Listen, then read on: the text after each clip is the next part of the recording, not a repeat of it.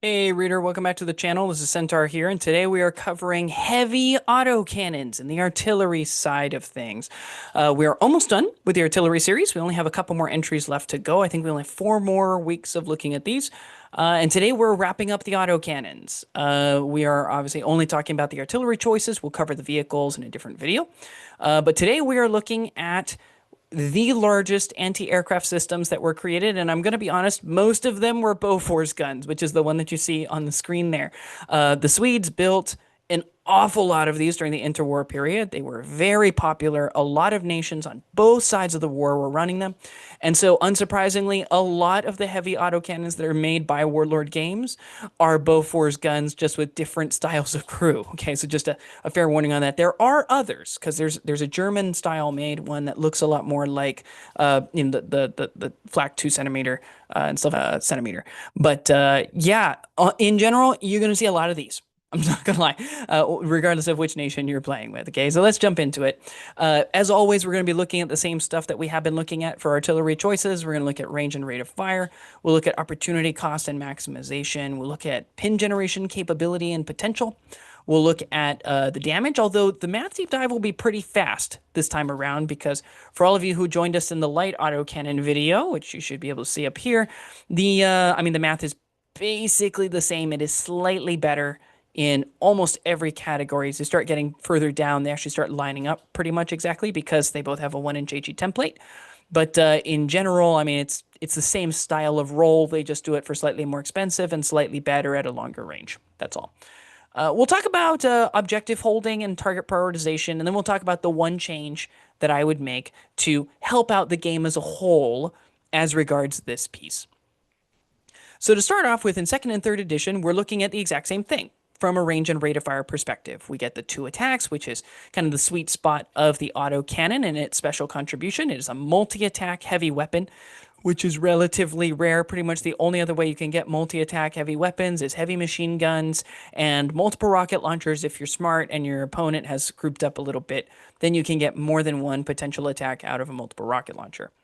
72 inches puts it in a pretty unique category. This is pretty good range in bolt action. Most guns struggle to get this high. You're talking about heavy howitzers, heavy AT guns, and super heavy AT guns meeting up with the heavy autocannon. Anything that's around its same price point is a good bit lower range. This also means that practically speaking, the light autocannon, when it upgrades to the heavy autocannon, is paying 10 to 15 points, depending on your edition, for an extra 24 inches of range and an extra +1 of penetration, no bump to its HE, but it's also adding an extra crewman, which we know from other things is about a +5 point upgrade. So you're actually looking at like a 5 to 10 point upgrade to get the actual stats of the heavy weapon, which has to be the best, bar none, heavy weapon upgrade or weapon upgrade in general in the game by far. Because even a second edition Browning automatic rifle, which was only a 5 point upgrade, was not an additional 50% of your range and a bonus penetration. It was an extra 25% upgrade to your range. So it's substantial, right? In terms of what we're looking at for the price point that you're paying. More on that when we get to opportunity cost shortly. And then in addition to that, in third edition, all of these are on rotating platforms, which means they have a 360-degree arc of fire. This is the unsung big difference in range and rate of fire from previous editions because it means you never really have to give yourself an advance order. So that -1 to hit penalty is effectively nullified by your heavy autocannon systems in the artillery choice. And that is going to affect the math for how well you do with these by a lot, because it means you're only ever hitting, assuming that you purchase them at least regular, if not veteran, you're hitting on 4s normally, becomes 5s if you have a pin, or if you're down to 1 crew, at which point, by the way, if you're down to 1 crew, you have bigger problems, okay? Could be 6s at the most if you're stacking those, but you're never actually going to get to super 6s, which is a pretty nice benefit. When you're looking at opportunity cost, it's really good, actually. They've always been an affordable artillery choice. I don't want to say cheap because 50 to 60 points is not cheap in bolt action terms, okay? But a 50 to 60 point upgrade is exactly what you would anticipate spending for a fixed heavy weapon, right? And to give you an idea on price point, in third edition with the 50 points purchased at regular, that's the same as 2 anti-tank rifle teams, a single regular light howitzer, or a single regular light AT gun. And this is not a light autocannon. This is a heavy autocannon, which is pretty impressive in terms of what it's lined up with, especially because it comes with 4 crew normally, right? So you can see the Polish guys over there on the right-hand side, which is my Bofors favorite of choice. And it has 4 crew instead of the typical 3 that you would get on a light howitzer or a light AT gun for the same cost. Now, admittedly, it's 4 crew for 2 anti-tank rifle teams, right? Although, admittedly, this Bofors can suffer 3 wounds and still have the same firepower, admittedly with then a -1 to hit. You will not have the same firepower with 2 anti-tank rifle teams that have suffered 3 casualties, right? Because you will at least have lost one of the teams, and you might have the other one panic off the board, right? So in that sense, that's pretty impressive. It has a longer range than all of these. It even has a longer range than the indirect fire range of the light howitzer. And it has pretty comparable, if not better, penetration values than all of these, right? I mean, you're looking at a pen +3, +2 at long range against a, +2 to +4, depending on what you're looking at from all of the others, and possibly a pen +1 in the case of a long-range AT rifle, right? So purely for what you're paying for as the heavy weapons, this is not only highly affordable, it's a very good choice. If you take 2 of these, you're not doing badly in your artillery selections, okay? Because you're going to get really good firepower on a budget that is hard to match with another comparable option. And honestly, at 50 to 60 points regular, is hard to match with anything in the infantry team-style weapons or vehicles, for that matter. You are getting an incredible amount of firepower out of this. And for pin generation, it is, unsurprisingly, as we saw in the light autocannon video, highly effective. In second edition, you could reasonably get about 4 to 6 pins per game. Could be a little more, depending on what you were firing at. So I did a mix of a couple shots against infantry to get the D2 pins, and a couple shots against armor, right, with those ones. And so assuming around a 5+ to hit, which is roughly what you can expect, it comes out to about 4 hits per game. So that could be as little as 4 if you were primarily firing at armor, or you were particularly unlucky and rolling your D2 pins against infantry with the HE shot. Or it could be as many as 6 because you were primarily investing in high explosive damage, which I've done in tournaments before, and it works pretty well, especially against veterans in second edition. But 4 to 6 is kind of what I would expect to get. You might do a little better, it might be a little worse, it all depends on board design. But in general, 4 to 6 is about what you can anticipate, which is about 10 to 15 points per pin, which is very good in bolt action for a heavy weapon, and really across anything. Even an infantry squad would be pretty hard-pressed to be paying 10 to 15 points per pin that they do. In third edition, where you don't have nearly as many hit modifiers, and so you're hitting much more often, your average is actually closer to like 6 to 9 pins per game, and it could be even higher than that depending on the kinds of things you're firing at. This means that at 50 points regular, which is even cheaper, you're looking at 6 to 8 pins per game, assuming that you're able to shoot for all 6 rounds, which is phenomenal. And to be honest, I'm really quite unsure as to why they're so cheap. The only thing that I can assume, and this is again kind of the same thinking that I had regarding the light autocannon and why that went down in price cost, I think it's because there was a benefit and a boost to the air observer, and it's not nearly as unreliable now as an attack platform. I think they just wanted to make it a little easier for people to field flak, just in case, so that way they at least had an answer to it. I'm a little unsure about this, though, because it kind of antiquates the air observer again, but for very different reasons. It's not that it has a really high chance of hurting your own troops. It's now just that it's so easy to drive off the plane that now we don't see it anymore again, right? And so sure enough, we're only seeing it with Americans still. Sometimes you'll have, like, the one person who for theme takes, like, they want to run a Stuka, right? So, like, they take it for Germany or whatever.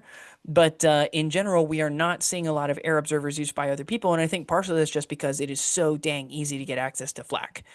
And so unless you're going to go a skew list and you're going to run like 3 and you're just kind of hoping that you can knock out your enemy's anti-air assets before they end up all coming in, right? Or something like that. I don't see this being a viable long-term strategy for air observers if people are going to be running large numbers of flak units. So there's that. When it comes to damage potential per turn, your damage potential at the highest levels, unsurprising for being capped at a pen plus 3, is not very high, right? I mean, you're at under 3% chance from damage value 9 and onwards. And so this is not a heavy armor removal piece. Now, your pin chance is extremely high, assuming they haven't taken these veteran. If they have taken the veteran, you could be in a lot of trouble, okay? Because then you're doing literally nothing reliably to this thing. So you better use a different tool for that. When you start getting down to damage value 8, you're getting close to that 10% standard, which for a lower penetration weapon is actually pretty good. The thing that really helps to buoy this is the fact that you're getting 2 chances at headhunting a hit, and that means you then get more chances, at least once per turn on average, to at least have a chance to roll a 6 for real damage, or a glancing hit going at potentially 5s or 6s for on the damage roll, depending on range. So like, at least you have a shot at it, right? And you're always doing pins at least to it. But from a removal standpoint, it's not particularly great. Okay. When you start getting damage value 7, you get to about a 21% chance, which means realistically you can destroy 1 light armored vehicle every game as long as you're continually shooting at it. Okay. This means it's fine for that. I wouldn't prioritize that, and you'll see that when we get to target prioritization. But the sweet spot, as you can see there, is when you start hitting damage value 6, where you're not suffering a long-range penalty to your damage roll, and you're destroying it on a single 3+ to wound. Right, because now we're not rolling on the vehicle chart for a 50-50 chance at destruction. Maybe you set it on fire and they run away. Instead, if you do a wound on a 3+, it is gone. Right. So Soskin vehicles are what you want to look at, primarily in the vehicle category. When you start getting to infantry, of course, we get the standard dip when it comes to veterans. This is part of why veterans are so good, because instead of getting our pen plus 3, we're using a 1-inch HE template. So it ends up dropping down to a 50% chance to wound, which is fine. It's very reasonable as regards heavy weapons that don't get 6 shots like a heavy machine gun does. This is actually a pretty good trade. This is good. In addition, with the damage value 4 and damage value 3, you get even better. Obviously, with a damage value 3+ vehicle, like a horse-drawn limber or a mule team or a Tashanka, right, or something like that, you're kind of wasting penetration value, but it's still a really good chance, right? You're looking for hit, which with 2 shots on probably around a 4+, you're pretty likely to hit. And then 2s to wound, and you've got them, right? So in that sense, all really good stuff there. But you can see here, we're still heavily in the realm of you're aiming at lighter stuff. You're not going to be aiming at bigger things. When it comes to objective holding, they're actually pretty good. So there's an exception to the rule, which is why I included it here, which is that the Belgians in 2nd edition had a 3-man autocannon team. So just keep that in mind. But in general, the Bofors and all of the others, by the way, are 4-man teams. Probably purchase them regular. You really don't want that -1 to hit on an autocannon. You want to take advantage of it. Veteran can be useful, but for doing supporting fire in an ideal world, you're not being shot at very much at all. So the extra veterancy and the for wounding difficulties as well as for morale really doesn't help. So in general, purchasing them regular is pretty good, and you will probably have cover. Okay, obviously you're not guaranteed what the board is going to look like, but in general, if you're taking 1 or 2 of these in your army, I would be highly tempted to prioritize these over and against things like mortars, because you've paid more points for them, to be completely honest. So I would highly take advantage of prioritizing good cover for these to help keep them alive and safe. These are excellent anti-infantry and light armor platforms, especially if you can put them on ambush, because then if you're getting a good chance of it getting in at least 1 hit, pretty good chance to wound if they aren't getting a cover save on top of that, and you can catch them. If they're an armored vehicle and you can catch them when they break into your standard range and you're pretty sure they're within 36 inches, so you're not getting that -1 to your penetration, all of that is good, right? So in general, this is a very good tool for you to use on ambush, especially since You've got that 360-degree arc, so you don't have to worry about from what direction things are coming. As long as you've got a firing lane where you can see them, you can take them. They have a long reach for supporting advancing troops. So if you place them so that they're, scoring potentially on one objective, you can then have the opportunity to support troops that are moving up against another objective, which is excellent because you've got that really long range, even like opposite side of the table. 72 inches down a long road will do work for you, even on the opposite side of the board. Okay.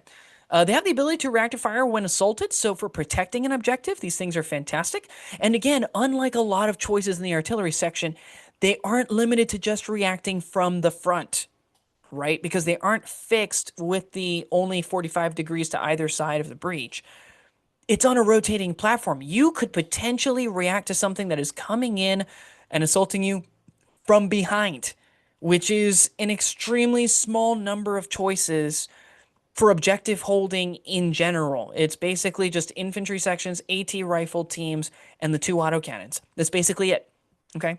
So on the whole, really, really good options here. And of course, the only drawbacks are the ones that are standard to everything that's in this category that we've been reviewing recently. They do not get to move and shoot. So in that sense, they are fixed in the sense in which, you don't get to move and then fire in the same turn as part of an advance. So you can't do a rolling defense of objectives where, maybe you start a little more forward up and aggressive where there's cover. And then as people start moving in, you have the chance of dropping back. So you're still within scoring range, but you're on the further side of it to give you a little more range to continue shooting at things, maybe for one more additional turn before they get to the objective. You can't do that with these. Okay. They are also mortar bait asterisk in that because you would prefer to be shooting and not moving on a given turn, this is an ideal target for something like a mortar.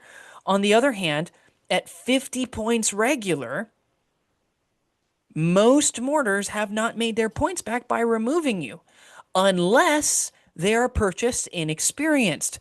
And an inexperienced mortar that is shooting at you is a mortar that you can see, because they can't use a spotter, which means if they can see you, you can see them. And I think I'm going to put my money on the 2 1-inch HE templates firing direct every turn over and against trying to range in and headhunting that 6 and then headhunting that 5. You're probably only going to get this if you have 2, 3, or even 4 of them all being snapped at once to try to hit this thing all in the same turn. That's the most reliable way to try to remove these with mortars. And if that's what your opponent's doing, they're setting aside a lot of assets on a single turn to try to take you out. Doesn't mean that that's a bad decision for the mortarman. It does mean that, hey, at least you're drawing a lot of fire on a given turn. And that on its own is an advantage. So in terms of target prioritization, what should you be looking at? First of all, obviously, soft skin transport, soft skin tows, soft skin vehicles in general. But the benefit of the tow is that, one, if you hit it and you wound it, it's gone and it's now a wreck. It's bottlenecking up what the enemy wanted to do. Could admittedly be giving them cover, but you know what? You also pulled an order dice out. That's not horrible. They're very easy to remove and they tend to be relatively big. Soft skin transports, of course, are the sweet spot because now you've got guys inside, potentially, that you're also getting rid of, and your opponent had intended to use this transport for something. So getting rid of it, in most cases, there's one exception, which is covered transports, which we'll be talking about in our transport series. Other than that, you've screwed around with what they wanted to be able to do with that thing. And you might have even done some wounds to infantry that are inside. At the very least, you've probably done pins to the infantry that are inside. You also are very good against regular and veteran infantry sections. You have a very good chance of doing wounds, pretty decent chance of doing more than one. It's a good way of whittling things down in a semi-reliable way, which is fantastic. I'm not saying this is a heavy machine gun, but it's still pretty darn good at doing its job. You are very good against inexperienced and regular team weapons, mostly because that 1-inch HE template means that you are very, very effective at hitting multiple members of teams that are typically only 2 to 3 people. And they have to be within an inch of each other. They can't skirt around the fact that, they could be on one side of an artillery piece, on the other side of an artillery piece, within 2 inches of the breach, right? So in that sense, it works out a little bit nicer in terms of how everything connects. You are also pretty good at artillery choices because Artillerymen still do need to be placed relatively close together, and they are, again, the kind of unit that doesn't want to be moving and shooting in the same. They can't move and shoot in the same turn, and they don't really want to move. They want to stay put and just be providing fire down range. So if you can see one, sure, they can shoot back at you. That's true, but you're getting arguably probably more shots than they are, and you're wounding with a HE template just like they would be. So the chances are you have a good chance of removing a lot of them before they remove you, which is fantastic. They're especially good against multiple rocket launchers because multiple rocket launchers, one, tend to be purchased more in experience than anything else. They tend to be relying on a company commander. So putting pins down range isn't necessarily quite as effective against them as it otherwise might be. However, one, then you're tying up 42 points at least of company commander, which is always nice. But in addition to that, and more so, between them firing themselves and you potentially stacking pins and potentially removing multiple crewmen start forcing checks, you could get these. I mean, you could knock these out pretty quickly, right? I mean, it can really stack up. At the very least, you could be forcing them to rally because they may not be able to fire on a given turn. And the earlier you can take these things from firing, the better it's going to be because the 36-inch minimum range is pretty darn far. And then finally, if you have nothing else better to shoot at, you can shoot at lightly armored vehicles, things that are like damage value 7, maybe even damage value 8, especially if you're on ambush and you're removing the cover save, because again, your chances of wounding is not actually that high. Okay, so if you can get them on ambush, so that way you're at least ignoring cover saves, you're able to catch them in standard range, so that way you're not dropping down to a +2 in penetration. All of that is ideal. And so what's the one change I'm going to recommend? Honestly, I think the Xenia points increase. I think they should be closer to 60 to 70 points. They should basically cost whatever the medium AT gun costs. And I mean, I'm on record from the medium AT gun video as saying that should be, about 65, probably, is what I would expect. It might even be worthwhile to make it 5 points more than a medium AT gun because it has an extra crew. It's at 4 instead of 3, and that feels correct to me. And again, kind of keeping track with the medium howitzer, right, as regards cost then. That's kind of where you would roughly want it. I think that in general, the fact that it has more shots but a lower penetration seems about equal for me between the two. And then the fact that it has no indirect fire capability like the medium howitzer does, and it has a smaller splash damage by a good margin than the medium howitzer, it feels more competitive with the medium options. I don't think we need to price it toward the heavy options because I don't think it fills that same kind of role. Okay, it is dramatically worse against anti-infantry and anti-personnel fighting than a heavy howitzer is. It is dramatically worse at doing armor removal than a heavy AT gun. But I think it stands about on par with the medium options of the others. So what do you think? Do you think that heavy autocannons are actually just a trap? Do you think that this is too many points to put in one place because mortars?